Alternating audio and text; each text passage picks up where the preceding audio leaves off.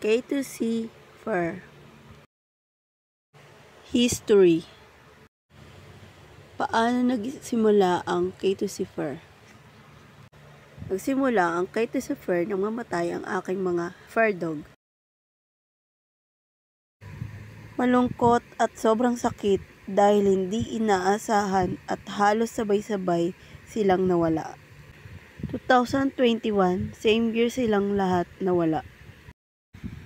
Bago sila mawala, gusto ko talaga silang matraining dahil hindi ko pa noon alam kung paano.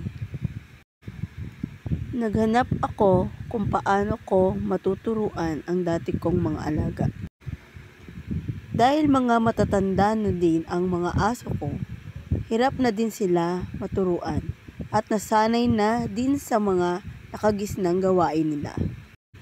Nang biglaan, ang bilis at hindi ko inaasahan at sunod-sunod silang namatay. Una si Kismo, November 27, 2021, halos araw-araw akong umiiyak. Sumunod na araw si Bash, November 29, 2021. At ilang days lang si Oreo naman, December 19, 2021. At dahil iyak din ako ng iyak, hindi pa namamatay noon si Oreo. May gustong ibigay sa akin ang kapatid ko. Ayaw ko pa noon kasi nga yung lugar namin ay madami ding namatay na mga aso.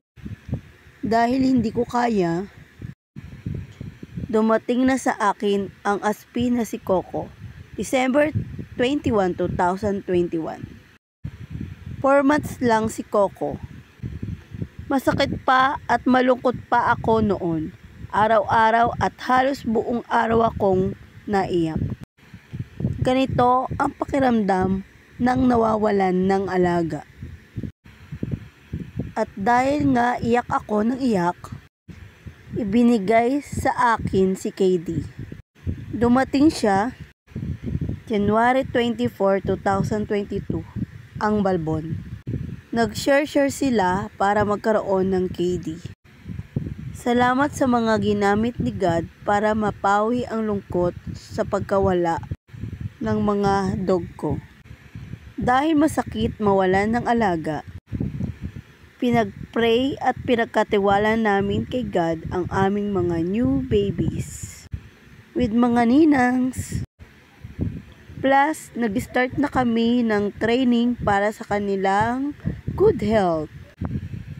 At maintindihan at magkaintindihan kami ng aming mga fur babies. Kailangan talaga ng training dahil nasa lugar kami na laging maraming tao. Nung una, hindi naman talaga ako sure kung magagawa ni Coco ang aspin. Nanonood pa ako ng YouTube para maintindihan ang mga aso at magawa ko ito. Doon ko nalaman na kaya pala talagang matuto ng aso kung mabibigyan ng time. Sinubukan na naming ilagay sa YouTube at inunan namin ang memories ni Kismo para masave din ang mga video niya at pwede namin itong makita araw-araw. Ang memories ni Kismo, ang kanyang sa way na ilagay namin sa YouTube. At magkaroon kami ng YouTube channel. At ito ang K2C Fur. Noong pasimula, 2 lang sila. KD ang Balbon, Coco ang aspin. Nadagdagan ng bagong member, Saturn ang aspin na kapitbahay. Noong July 18, 2022, Sunday, pinag-pray at ipinagkatiwala sa proteksyon ni God. With mga ninangs, insert ninang na absent, at nadagdagan pa ng isa pang Balbon. August 2023. Si Shanks ang Balbon na kapitbahay. Sunday, ipinag-pray para ipagkatiwala sa proteksyon ni God.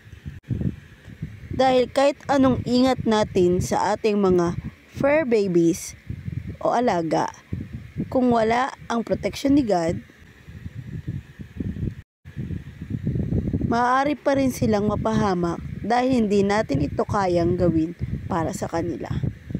Ang may likha ang talagang tunay na nag-aalaga at nagmamahal sa kanila.